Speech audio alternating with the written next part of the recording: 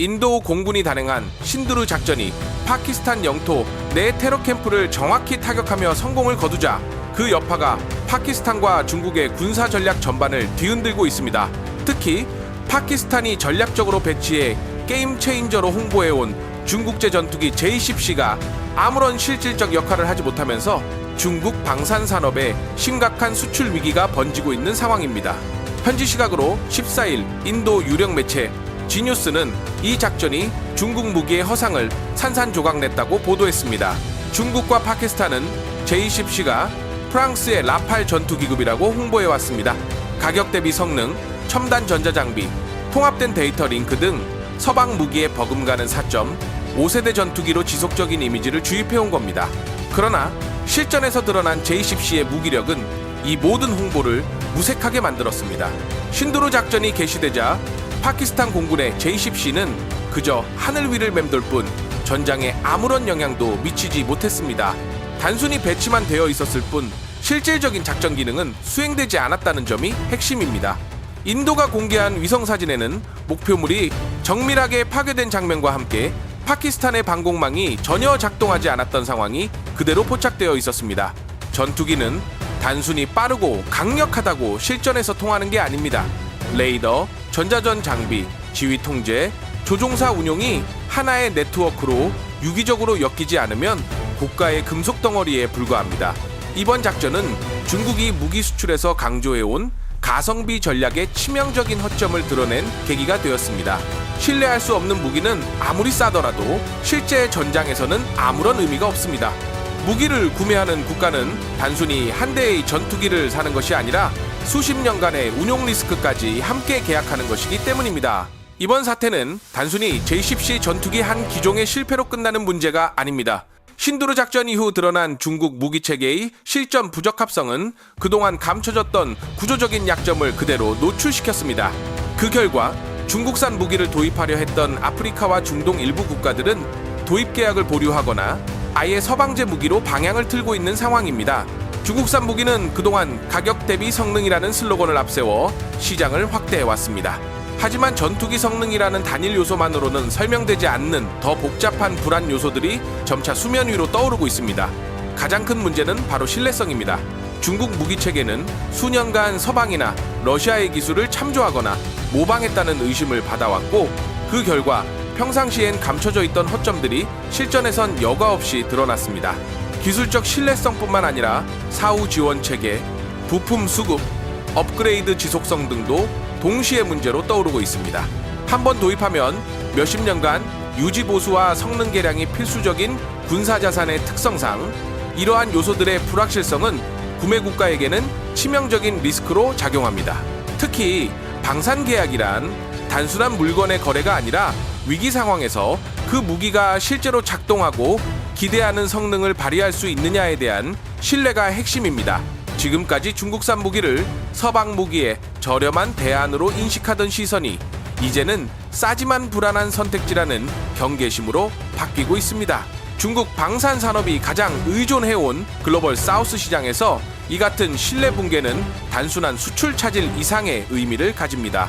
이는 방산 외교의 균열이며 동시에 국제 군사 질서에서의 입지 약화로 이어질 수밖에 없습니다.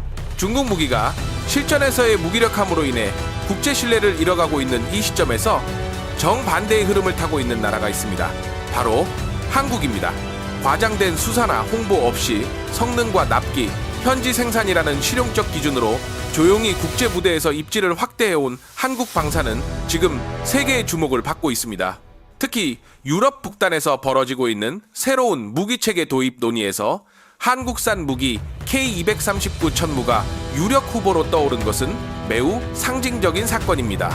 러시아와 국경을 맞대고 있어 안보 위협에 민감한 노르웨이는 최근 장거리 활용 무기 체계를 도입하기 위한 심도 깊은 검토에 들어갔고 그 중심에 한국산 천무가 있습니다. 단순히 무기 교체가 아니라 유럽 전체의 전쟁 인식이 바뀌고 있음을 보여주는 분기점이라 할 수 있습니다. 우크라이나 전쟁 이후 유럽은 항공 중심의 전력에서 지상 기반 장거리 타격 능력으로 초점을 전환하고 있지만 자체적으로 이를 충족할 수 있는 능력을 갖춘 국가는 많지 않습니다. 이 공백을 메우기 위해 미국의 하이마스, 이스라엘의 펄스, 그리고 한국의 천무가 대안으로 부상하고 있습니다. 그러나 이 경쟁은 단순한 무기 스펙 비교로 끝나지 않습니다. 유럽연합은 대규모 재군비 계획을 추진하면서 영내 생산이라는 조건을 내걸었기 때문입니다. 이러한 조건 속에서 한국은 이미 준비된 해답을 제시하고 있습니다. 하나에어로스페이스는 폴란드의 천무 현지 생산 체계를 구축하며 유럽의 산업 규칙을 완벽히 이해하고 있다는 점을 입증했습니다. 반면 미국은 최신 탄약의 판매를 제한하면서 자국 무기의 경쟁력을 스스로 약화시키는 결과를 초래했습니다. 이는 동맹국들에게조차 선택의 폭을 좁히는 압박으로 작용하고 있으며 결과적으로 한국 무기의 실용성과 유연성이 더욱 돋보이게 만드는 배경이 되고 있습니다.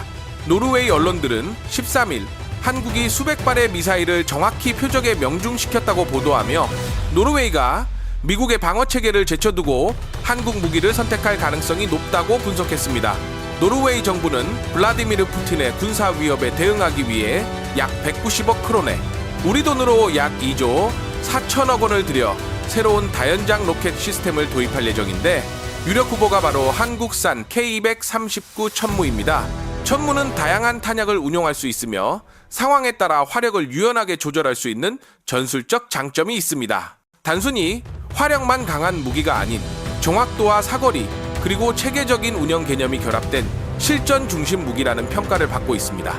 노르웨이의 이 같은 선택은 단순한 무기 비교를 넘어 정치, 산업, 안보 전략까지 복잡하게 얽힌 다층적 판단의 결과입니다.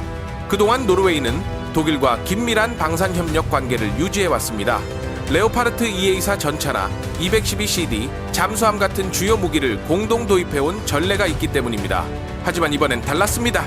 다연장 로켓 시스템에서는 한국산 무기가 유력하게 검토되고 있고 이는 기존 유럽 중심 방산 질서에 균열을 일으키고 있는 명백한 신호입니다. 전통적으로 유럽은 정치적 연대를 기반으로 방산 계약을 맺어왔지만 우크라이나 전쟁 이후 그 기준이 급변하고 있습니다. 이제는 상징적 의미보다 실질적 전력 확보가 더 중요한 요소로 부상한 것입니다. 독일의 피스토리우스 국방장관이 협력은 전차에만 국한돼선 안 된다고 언급한 것은 노르웨이의 결정을 되돌리기 위한 공개적인 압박이었으며 유로펄스와 마르스3 같은 미래 체계를 언급한 것 역시 같은 맥락입니다. 하지만 핵심 문제는 시기입니다. 미래 시스템은 지금 당장의 위협을 막아주지 못합니다. 노르웨이는 지금 사용할 수 있는 무기를 원하고 있고 한국의 천무는 그 요구에 가장 정확히 부합하는 현실적인 대안으로 떠오른 것입니다. 노르웨이의 결정은 미국에게도 당혹스러운 상황입니다. 하이마스는 우크라이나 전쟁을 통해 전 세계적으로 명성을 쌓았지만 동시에 미국이 운영하는 방식의 한계도 드러나기 시작했습니다. 최신 탄약의 판매 여부가 워싱턴의 정치적 판단에 따라 좌우된다는 사실은 무기를 도입하는 동맹국들에게 불편한 진실로 작용하고 있습니다. 노르웨이가 GMLRS와 PRSM의 판매를 거부당한 경험은 단순한 수출 통제의 문제를 넘어 운용 주권의 제한으로 해석되고 있습니다. 무기를 구매하는 국가는 위기 상황에서 언제, 어떤 탄약을, 어떤 조건으로 사용할 수 있을지까지 포함해 계약합니다. 따라서 미국 무기는 매우 강력하지만 동시에 까다롭고 제한적인 선택지가 되고 있는 것입니다. 반면 한국은 이러한 정치적 조건을 계약의 전면에 내세우지 않습니다. 성능과 계약 이행을 중심에 둔 실용적 접근 방식은 오히려 구매 국가에게 더 큰 신뢰를 안겨주고 있습니다. 천무가 주목받는 이유도 여기에 있습니다. 다양한 탄종을 하나의 플랫폼에서 자유롭게 운용할 수 있는 구조, 장거리 정밀 타격 능력, 그리고 현지 생산을 통한 산업 협력까지 포함된 제안은 유럽 각국이 요구하는 조건과 완벽하게 일치합니다. 이는 단순히 무기를 판매하는 것이 아니라 장기적 방산 파트너십을 맺는 형태로 진화하고 있다는 뜻입니다. 중국 방산이 신두르 작전을 계기로 신뢰를 잃고 흔들리는 동안 한국 방산은 오히려 조용히 그러나 꾸준히 유럽과의 신뢰를 기반으로 한 협력 구조를 구축하고 있는 것입니다. 특히 유럽은 현재 단기적 군사력 강화뿐 아니라 장기적인 군수산업 자립과 동맹 확장을 동시에 추구하고 있습니다. 한국이 제시하는 현지 생산, 기술 이전, 납기 준수 등의 현실적 요소는 이러한 요구에 정면으로 부합하며 경쟁국과의 차별성을 극명하게 보여주고 있습니다. 신두르 작전에서 드러난 중국 방산의 한계와 동시에 벌어진 노르웨이의 선택은 단순한 우연 이상의 상징성을 지닙니다. 이 두 사건이 같은 시점에 발생했다는 사실은 세계 방산 시장의 중심축이 서서히 이동하고 있음을 의미합니다. 이제 무기 선택의 기준은 단순한 성능 비교에서 벗어나 누가 약속을 지키는지, 누가 정치적 조건 없이 신뢰를 기반으로 거래하는지를 따지는 시대로 접어들고 있습니다. 과거에는 정치적 연대가 무기 계약의 큰 축이었다면 이제는 즉시 투입 가능한 전력, 위기 상황에서의 운용 유연성, 그리고 계약 이후의 지속적 지원이 중심 가치로 자리 잡고 있습니다.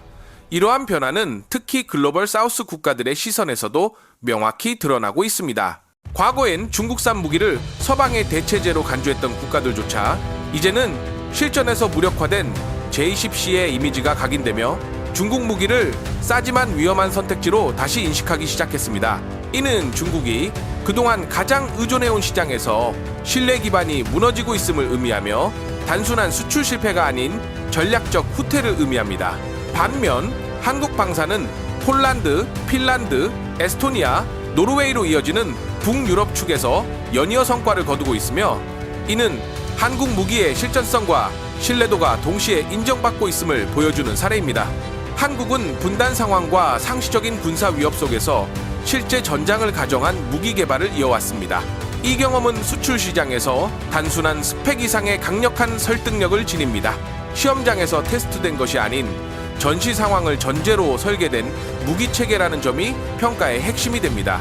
중요한 점은 이러한 흐름이 단기 이벤트가 아니라는 사실입니다. 중국 방산이 허상으로 드러나는 지금, 그 공백은 무기만이 아닌 신뢰의 빈자리입니다. 그 자리를 누가 채우느냐는 결국 준비된 자의 몫입니다. 지금 세계 방산 시장에서 한국은 더 이상 하나의 선택지가 아닙니다. 한국 방산은 이미 기준이 되었고 누가 더 싸게 파느냐가 아닌 누가 끝까지 책임지느냐가 시장의 새로운 질문이 되었습니다. 이 질문에 한국은 이미 답하고 있습니다.